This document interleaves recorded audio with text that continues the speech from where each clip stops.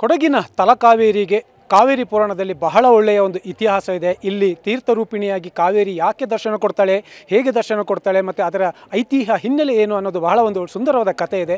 ಆ ಕಥೆಯನ್ನು ಹಂಚ್ಕೊಳ್ಳೋಕೆ ಇವತ್ತು ನಮ್ಮ ಜೊತೆ ಇಲ್ಲಿ ಅರ್ಚಕರಾದಂತಹ ಗುರುರಾಜ್ ಆಚಾರ್ ಅವರು ನಮ್ಮ ಜೊತೆ ಇದ್ದಾರೆ. ಅವರನ್ನೇ ಕೇಳೋಣ. ಅರ್ಚಕರೇ, ಈ ಕಾವೇರಿ ಪುರಾಣದಲ್ಲಿ ಈ ಕಾವೇರಿ ಈ ತೀರ್ಥಕ್ಷೇತ್ರದ ಒಂದು ಇತಿಹಾಸ ಬಹಳ ಚೆನ್ನಾಗಿದೆ ಅಂತ ಹೇಳ್ತಾರೆ. ಏನದು ಆ ಕಥೆ ಏನು ಅನ್ನೋದು?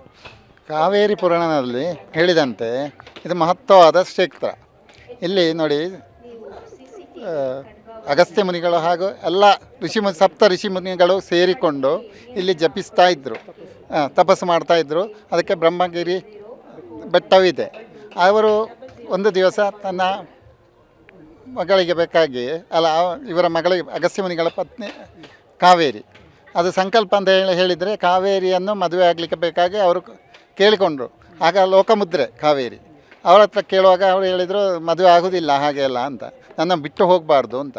ಆಗ ಆಯಿತು, ಅದಕ್ಕೆಲ್ಲ ಒಪ್ಪಿಕೊಂಡ್ರು. ಅಗಸ್ತ್ಯ ಮುನಿಗಳು ತನ್ನ ಮದುವೆ ಆಗಿ ಅವರಿಗೊಂದು ಬಂತು ಅಗತ್ಯಕ್ಕೆ ಹೋಗಬೇಕು ಅಂತ. ಆಗ ಅವರು ಕಮಂಡಲದಲ್ಲಿ ಜಲರೂಪಿಣಿಯಾಗಿ ಕಾವೇರಮ್ಮನನ್ನು ಹಾಕಿಟ್ರು. ಆಗ ಗಣಪತಿ ದೇವರು ಕಾಗೆ ರೂಪದಲ್ಲಿ ಬಂದು ಗೊತ್ತಿಲ್ಲ ಯಾರಿಗೂ, ಕಮಂಡಲವನ್ನು ಓಪನ್ ಮಾಡಿದರು. ಆ ಸ್ಥಳ ಇಲ್ಲಿ ನೋಡಿ, ಕುಂಡಿಗೆ, ಬ್ರಹ್ಮಕುಂಡಿಗೆ. ಅಲ್ಲಿಂದ ಅವರು ಕೆಳಗೆ ಹೋಗಿ ಬಾಕಿ ಋಷಿಮುನಿಗಳೆಲ್ಲ ಬಂದು ಬಾಕಿದ್ದವರೆಲ್ಲ ಅವರ ಹತ್ರ ಬೇಡ್ಕೊಂಡ್ರು. ಭಕ್ತಾದಿಗಳು ಬೇಡುವಾಗ ನಾಗತೀರ್ಥದಲ್ಲಿ ಹೊರಗೆ ಬಂದು ಅಲ್ಲಿಂದ ಭಾಗಮಂಡಲ ತ್ರಿವೇಣಿ ಸಂಗಮಕ್ಕೆ ಹೋಗ್ತಾರೆ. ಅಲ್ಲಿ ಹೋಗಿ ಮತ್ತೆ ವರ್ಷಕ್ಕೊಮ್ಮೆ ಬಂದು ಎಲ್ಲರಿಗೂ ದರ್ಶನ ಕೊಡ್ತೇನೆ. ಸಪ್ತ ನದಿ ಎಲ್ಲ ಬಂದು ಸೇರಿಕೊಂಡು ಆ ದಿವಸ ವಿಶೇಷವಾಗಿ ಇಲ್ಲಿ ಕಾವೇರಿ ತೀರ್ಥೋದ್ಭವವಾಗಿ ನಡೀತದೆ. ಅಲ್ಲಿ ಕಾವೇರಿ ಬೆಳಗಿನ ಉಷ ಪೂಜೆ, ಮಧ್ಯಾಹ್ನ ಪೂಜೆ, ನಂತರ ಇವತ್ತು 1:44ಕ್ಕೆ ತೀರ್ಥೋದ್ಭವ ಇದೆ. ಕಲ್ಪೋಕ್ತ ಪೂಜೆ ಹಾಗೂ ಸಹಸ್ರನಾಮಾರ್ಚನೆ, ಕುಂಕುಮಾರ್ಚನೆ ಎಲ್ಲ ಸೇರಿಕೊಂಡು ನಮ್ಮ ಆಚಾರ್ಯ ಕುಟುಂಬದವರು ಸೇರಿಕೊಂಡು ಅವರ ನೇತೃತ್ವದಲ್ಲಿ ಪೂಜಾ ವಿಧಿಗಳು ನಡೆಯುತ್ತದೆ. ಇವತ್ತು ಏನೇನು ಪೂಜಾ ವಿಧಿವಿಧಾನಗಳು ನಡೆಯುತ್ತೆ, ವಿಶೇಷವಾಗಿ ಈ ದಿನ ತೀರ್ಥೋದ್ಭವ ದಿನ? ವಿಶೇಷ ಅಂತ ಹೇಳಿದರೆ ಮಹಾಸಂಕಲ್ಪ.